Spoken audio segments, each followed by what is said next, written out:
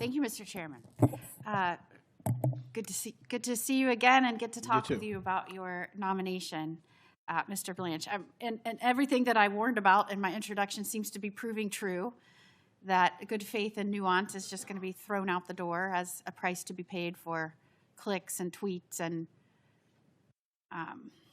promotion of some partisan agenda today. Because, and I'll quote from one of my colleagues, they said to you, protecting one man for most of your career. Would you define your career as protecting one man, Mr. Blanche? And if not, why not? I mean, absolutely not. I mean, I am a prosecutor. I'm a career prosecutor. I started out as an intern down the street at the Department of Justice. I was a paralegal. I was a law clerk. When I was representing President Trump, I had other clients as well. So the fact that I represented President Trump for a period of time, under 2 years, does not define my career, nor does it define me. I should be defined by the work that I did as a prosecutor and by the work that I've done leading this department since March of last year.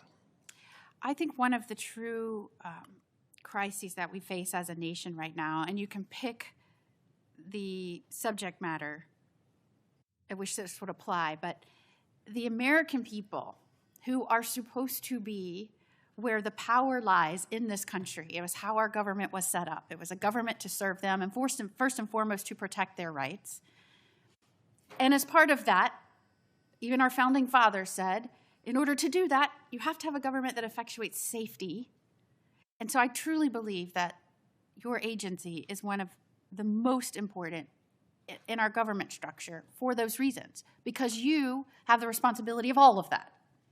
And one of the really, the most serious challenge I see facing our nation right now is that the people don't trust that Washington is indeed working for them or being accountable to them or being serving their interests first. And I just came from a hearing where you had Nick Shirley, James O'Keefe, really a partisan swath of witnesses testifying about fraud in this country. And I think, this administration is making announcement after announcement. You yourself are making announcement after announcement. The extent of fraud that has been uncovered. And I commended Nick Shirley, and this is he described himself as an independent journalist, but he started out disrupting, young at like 15 weddings, I want to say.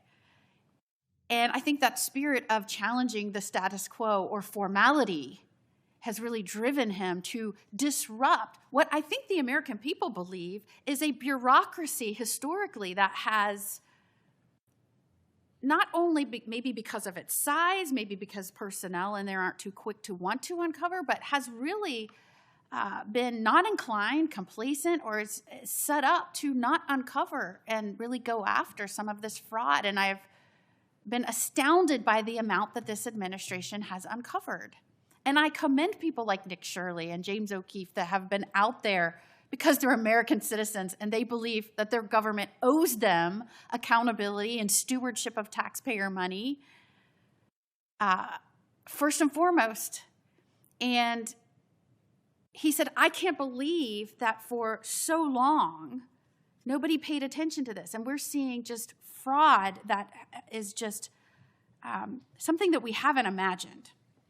And I'm really proud of this administration and the DOJ, specifically under your leadership, for setting up a specific division now to go after these things that are raised. The results speak for themselves. I mean, you've established a new National Fraud Enforcement Division charged with bringing a comprehensive approach to rooting out fraud.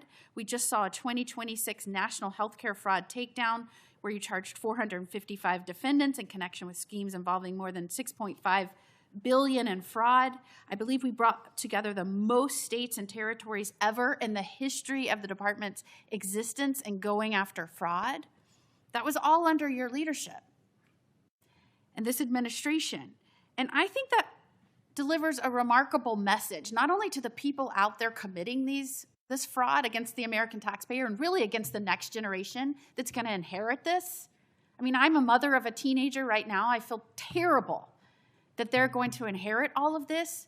Because before Biden ever pushed out swaths of money that went to corruption and fraud, an American taxpayer had to earn it, or we had to borrow it on the backs of our next generation. And so I am proud of the department saying enough is enough. The free ride is over. We're digging in. We're going to take, not only are we just going to, talk about it, we're going to actually show you what we're doing, and we're going to create an entire different division. I think it speaks volumes that you have the new head of your fraud division with you today in the audience. I think America should know that. That didn't exist before you. I would like for you to tell the American people right now a little bit about that, because I have to tell you, when some of these states learned about this fraud going on, when Nick Shirley showed up and exposed some of this insane fraud that was happening right under state administration government's noses, the reaction from state leadership, the governor of Minnesota called Shirley far-right delusional conspiracy theorist, maybe because he campaigned on these small businesses that were set up with that money so that the American people, like, we are growing small businesses, make me your vice president. Maybe that's why he had to knock Nick Shirley down a notch. Governor Newsom came out and said, slow Shirley is the fraud. He tried to ridicule and demean this 24-year-old kid who's just uncovering fraud. And these are chief executives of states. So I'd like for you to explain what you're doing differently. Because right now I just came from a hearing where not one Democrat was in the room to ask this bipartisan witness panel about the fraud that's happening or what we could do about it. Not one Democrat was in the room. And we've got elected officials around the state, when people are trying to bring it to their attention, calling out the people bringing it to their attention, and not only that, trying to pass legislation to stop them uncovering it. In California, they have a Stop Nick Shirley Act, which should be called the Protect Fraudsters Act, I assume. But tell us what you're doing different and how you're going to work to uncover and root out and go against criminals in these states where these elected officials are complicit, maybe aiding and abetting, because they're going after the people that are trying to raise the issues. Yes. So before we talk about California and Minnesota, it's worth talking about states that are working with us. So places like Florida, places like Ohio, where we're working closely with the local government, getting information about individuals who are committing fraud, applying for money from the federal governments, where the state serves as a pass-through. And what President Trump and the Vice President did last fall was said, enough is enough. We need an all-out government approach to combat fraud. And so part of that is our new fraud division. And the work that they're doing is exactly what you just described. And some of the stuff that Nick Shirley has uncovered has been incredible. But it's going into these states and identifying, at this point, just low-hanging fruit. So fraudsters that have set up daycare centers, that have set up autism centers. And leering centers. Maybe. Learning centers. Hearing centers, everything. And all they're doing, and there's no patience. They're just collecting money off the backs of taxpayers. And then you have, it's true, the governor of Minnesota did nothing but obstruct our efforts month after month. And then when we did a takedown and we executed a law enforcement action on a given day, he hopped onto X and said he was happy to partner with us. He's not partnering with us. He's not working with us. And so that's very disappointing. The same thing with the governor of California, where the amount of fraud that's being stolen out of the generosity of taxpayers around this country is in the billions of dollars. But listen, without talking about that, what we can say that it's extraordinarily positive is that we have arrested hundreds and hundreds of fraudsters just this year alone, and we've got a lot more to do between now and the end of the year. And that's the work of, again, our federal agents, our inspector generals, DHS, HSI working with us, FBI, and then our prosecutors who are now have been given full authority and have been unleashed to tackle this problem. There is no fraud too small. Colin McDonald says it, and it's right. If you commit $1,001 of fraud, you should expect to go to federal prison. And we're going after the biggest fraudsters and the smallest fraudsters, because any dollar that's taken inappropriately is something that this Department of Justice won't tolerate.